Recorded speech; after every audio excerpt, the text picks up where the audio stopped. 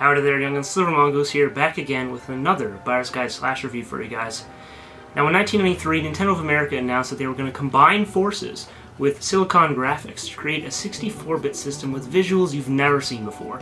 They promised to be on par with current Hollywood movies, and Project Reality was created.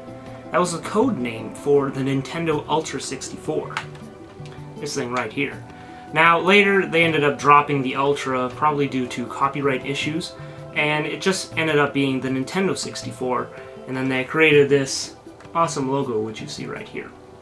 And it was delayed over and over again.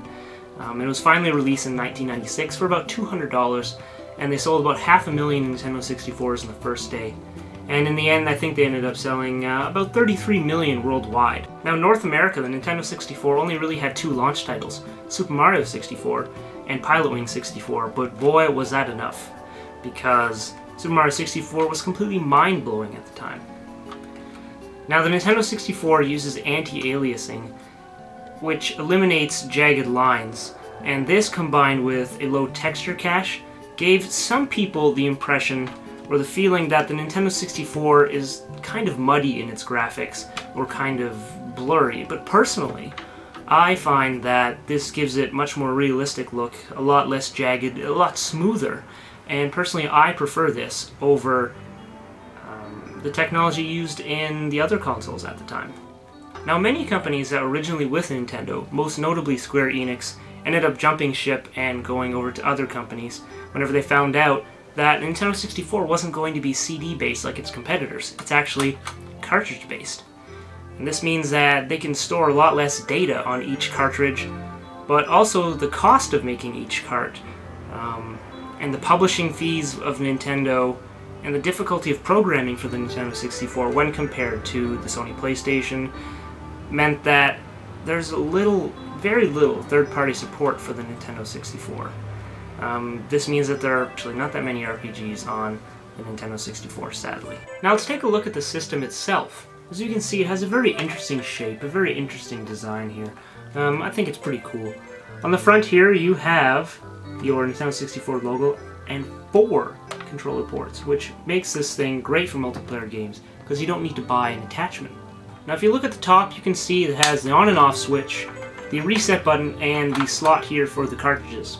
Also here, like it says right there, is memory expansion. Now, the Nintendo 64 came with something called a jumper pack. It has kind of a burgundy sticker on top, but you could get the expansion pack here, which is red, and it would double the RAM of your Nintendo 64 to 8 megabytes. And this would allow you to play games like Perfect Dark, the whole game, and would also allow you to play games like Donkey Kong 64 and Legend of Zelda Majora's Mask. So if you can get a Nintendo 64 with an expansion pack, it would be of a great benefit to you. It was actually originally created to allow the Nintendo 64 to communicate with something called the Nintendo 64 DD, which was originally dynamic drive and then disk drive. It was an attachment for the Nintendo 64 which allowed it to read magnetic discs, and it attached on the bottom here to the EXT, like you can see. Now, it was pretty much a commercial failure and didn't make it outside of Japan. Most of the games that were going to be made for the 64 DD were actually ended up being ported just to normal Nintendo 64 games. So on the sides, there isn't anything there to really look at, and on the back, you will see that it has two things. One, over here, is for your standard composite cables that look like this, and this end will just plug into it there. And it's the same one as in your GameCube or as in your Super Nintendo. You can also get attachments to use S-Video, or there are some Nintendo 64s that have RF, but they're harder to find. I don't know really why you would want one. Here, in this big gaping hole, is where you would plug the power adapter. So it's essentially an internal power source, and I think that that's a great idea, and I think more consoles should do that. I'm going to talk about the controller, which really makes it or breaks it for a lot of people in regards to the Nintendo 64, just because it's so wacky, it's so wild. It came in a large variety of colors, This one is really my favorite, kind of a clear purple here. And it's a very interesting design, and apparently the first design for this controller had to be made out of clay because the computers at the time couldn't comprehend its complexity.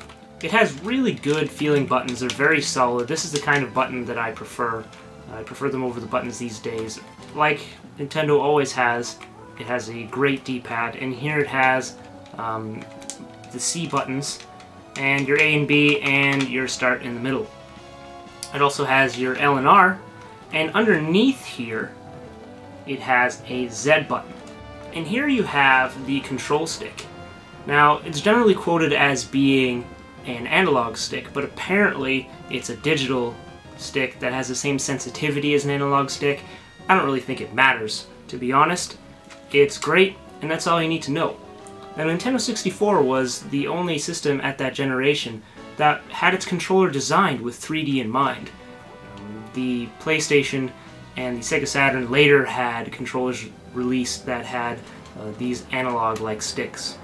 Though this controller wasn't the first controller that had analog-like control, it most definitely is responsible for bringing this kind of control into the mainstream, and nowadays making a controller without some sort of analog stick or control stick would just be silly.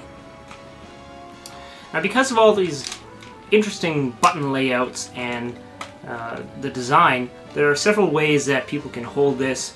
You can hold it just kind of out on the side for 2D games, or you can hold it like this, which is really great for shooters. Now, on the bottom here, you also have this port, which was used for a variety of things. One thing was for memory cards or memory carts, and another thing was for rumble packs or tremor packs. And ones that were released later on came with the port out the top, so you could use more than one thing inside this at a time.